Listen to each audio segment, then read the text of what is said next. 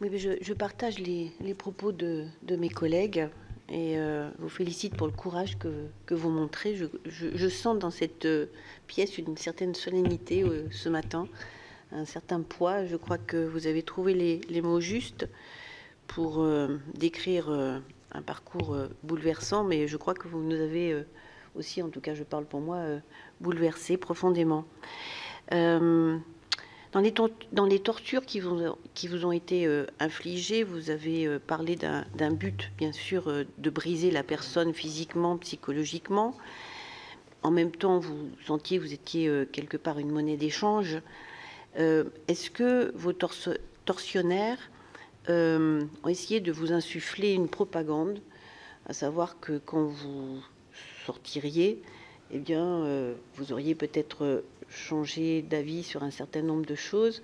Est-ce qu'il procède peut-être à un lavage de cerveau auprès des Iraniens avec lesquels, j'imagine, vous avez échangé, puisque vous étiez à un moment dans une cellule avec d'autres personnes? La question que j'avais était sur l'accompagnement, en fait, mais vous avez déjà décrit tous les obstacles que vous rencontrez.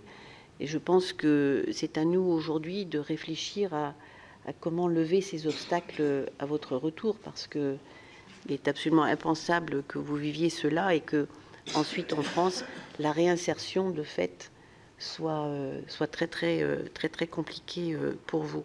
Je pense que l'idée que ma collègue vient d'exprimer d'afficher les portraits, je pense que nous pouvons le faire bien sûr en France, mais également à l'étranger, puisque nous sommes un certain nombre de sénateurs ici dans cette salle qui représentons les Français établis hors de France.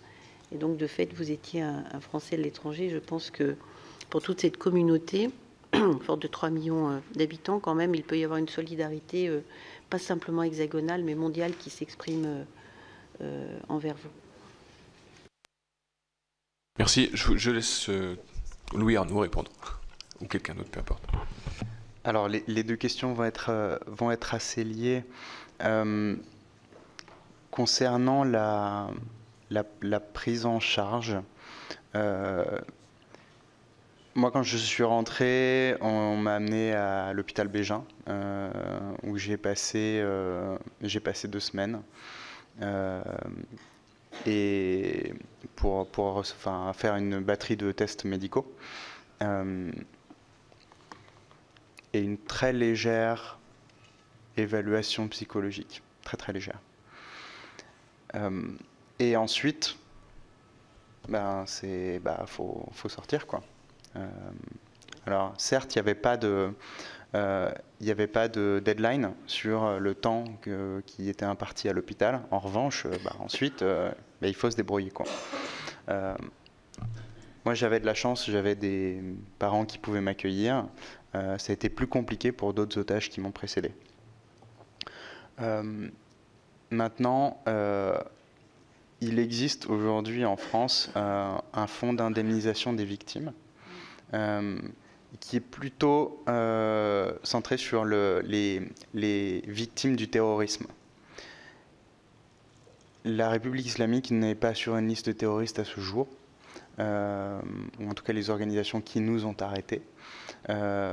Et donc, à proprement parler, il n'est pas possible de bénéficier de ce fonds. Alors, aujourd'hui, les discussions avancent avec le fonds, justement, pour permettre cet accès. Voilà. Mais c'est beaucoup plus difficile que pour une victime qui est qualifiée de victime du terrorisme et pour qui il y a déjà un process qui arrive et qui se déroule. Donc l'objectif serait que demain, pour éviter toute cette difficulté, parce qu'en fait, c'est instantané, en fait, la difficulté au retour, quoi. Il faut gérer ça tout de suite, quoi. Et donc l'objectif serait que demain, en fait, les victimes d'otages d'État sur lesquelles il existe un vide juridique aujourd'hui soient inclus, en fait, dans ce principe-là. Et donc ça fait partie de l'accompagnement psychologique, en fait. Enfin, s'il y a une insertion dans ce fonds, ensuite il peut y avoir un appui psychologique. Pour répondre plus précisément à votre question de, qu'est-ce qu'ils essayent de vous faire psychologiquement sur les tortures psychologiques, ça dépend vraiment de chacun des otages. Il y a des récits de gens sur lesquels on s'est plus acharné que d'autres. Je pense que c'est particulièrement le cas pour Cécile et Jacques. Je pense qu'ils ont eu tout l'échantillon. Alors, est-ce que c'était pour changer des croyances? Je ne sais pas, mais en tout cas pour créer une détresse extrême. Il n'y a aucun doute. Et pour ce qui est des Iraniens autour de nous, en cellule, au moins, ce que je peux vous dire, c'est que la délation est fortement encouragée et donc vous avez peur de parler aussi en cellule. Vous avez peur de vous confier parce qu'on a peut-être envoyé quelqu'un pour justement vous confier et qu'ensuite ça se retrouve en interrogatoire. Dans tous les cas, j'ai côtoyé beaucoup d'otages là-bas, j'en ai côtoyé d'autres à mon retour.